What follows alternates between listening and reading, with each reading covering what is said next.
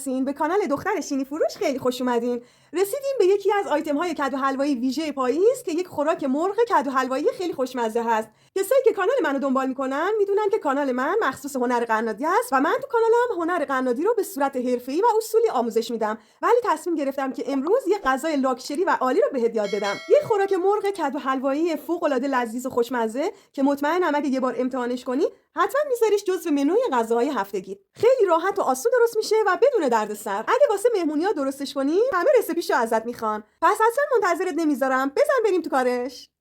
خب بچه‌ها، برای درست کردن این مرغ خیلی خوشمزه و راحت من یک ظرف رو روی حرارت میذارم و پیاز رو میریزم داخل ظرف. هر چقدر پیاز بیشتر باشه خوشمزه تر میشه. من از پیاز قرمز و سفید استفاده کردم و مرغ‌هایی رو که از یک شب من مزه‌دار کردم رو میچینم روی پیازا. مقدار مواد و ادویه ها رو من تو توضیحات همین ویدیو واسهتون کامل می‌نویسم. و یک پیمانه روغن. من از روغن حیوانی استفاده کردم. شما میتونید از روغن مایع یا کره هم استفاده کنید. و یه مقدار نمک. در ظرف رو میذارم و حرارت رو ملایم میکنم و میذارم نیم ساعت همینطوری با حرارت ملایم پیازها آب بندازه و مرغ‌ها یه مقدار نرم بشن. خب بچه‌ها، حدود 45 دقیقه من مرغ‌ها رو به حال خودش رها کردم. همونطوری که می‌بینید مرغ‌ها کاملا پخته شده. این آب‌هایی هم که ته ظرف هست همون روغن‌ها و پیازها هستش که آب انداخته و داخل آب خودش یه مقدار پخته و توی مرحله ادویه‌ها رو اضافه می‌کنم. مخلوطش می‌کنم که ادویه‌ها هم با مواد مخلوط بشه. من اینجا رب رو با یه مقدار آب جوش رقیق کردم، به مرغم اضافه میکنم.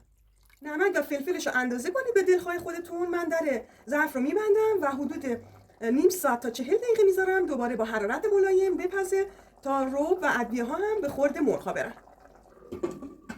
خب بچه‌ها، برای چاشنی اصلی این خوراک مرغمون ما احتیاج داریم به کدو حلوایی که من کدو حلوایی ها رو مکعبی خورد کردم و توی فریزر گذاشته بودم. گذاشتم کاملا یخش باز شده و ازش استفاده میکنم. کره رو میریزم داخل ظرف. من از کره حیوانی استفاده کردم، شما میتونید از روغن هم استفاده کنید. وقتی کره ذوب شد کدو حلوایی ها رو میریزم داخل ظرفم و یک کوچولو نمک. نمک واسه این هستش که کدو حلوایی طعم خودش رو قوی تر نشون بده.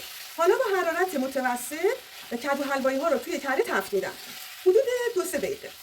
به این مرحله که رسید و کدو حلوایی ها یه مقدار نرم شدن، جوز هندی و زنجبیل رو هم اضافه میکنم. جوز هندی و زنجبیل رو حذف نکنید چون ادویه مخصوص کدو حلوایی هستش.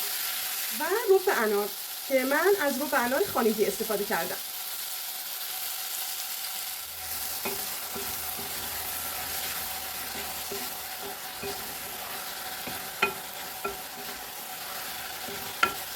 حدود 2 دقیقه تفت میدم و حرارت رو خاموش میکنم.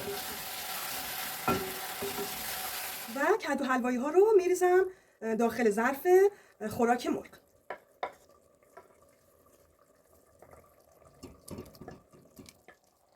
و یه مقدار اینطوری به همه جای ظرف میرسونم کدو حلوایی ها رو. فقط همش نزنید چون له میشه.